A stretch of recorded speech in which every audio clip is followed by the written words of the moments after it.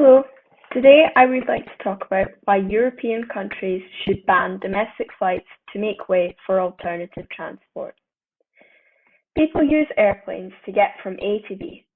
Some people use air travel for holidays, others to visit family or go on business trips. Within this, air travel is used for both short and long-haul flights. I want to talk about some governments' plans to cut domestic flights that are less than 2.5 hours in length due to there being more environmentally friendly options available and why this is a good thing. I will split this topic into 3 different factors. Firstly, the individual country's reasoning. Secondly, why short-haul air travel is bad and will do more harm than good.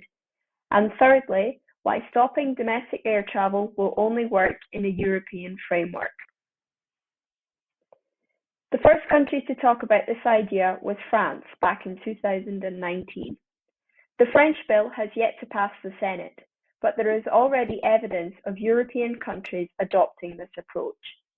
In mid-2020, Austrian Airlines stopped its Vienna to Salzburg route and replaced it with an additional train service. This motion was also a big part of Germany's Green leader and candidate for Chancellor, Annalena Baerbock's manifesto in September of 2021. In an interview with a German newspaper, she suggested adding taxes to flight costs and improving the rail options on offer, effectively taking a stance and supporting the stop to domestic flights. It also seems that Spain might be looking at this option too, as the country's government published its project to becoming carbon neutral in May of this year. Short-haul air travel comes in many disadvantages.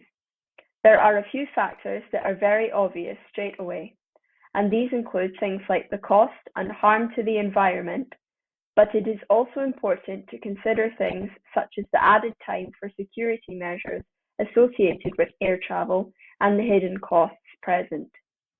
You could also fit many more passengers on board a bus than a plane, thus meaning that more people could travel to the destination at the same time.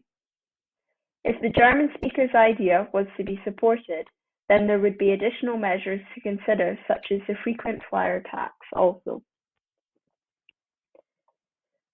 Whilst the idea of cutting short-haul air travel is good in practice, it will only work in places that have a good geographic location and therefore have good access to transport links.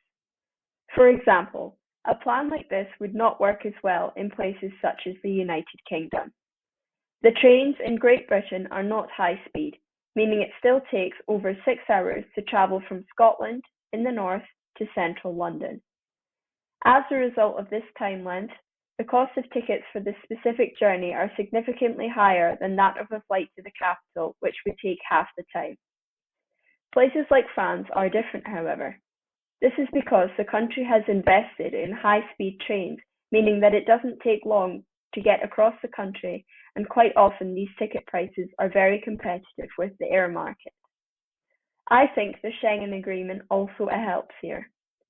Freedom of movement is in place within the Schengen area, meaning it is very easy to get on a train and into a neighbouring country.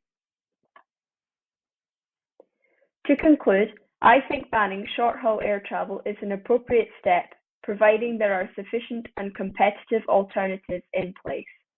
This could mean governments investing more money into the rail and bus networks and trying to cut down the travel time on land to make it more comparable to that in the air.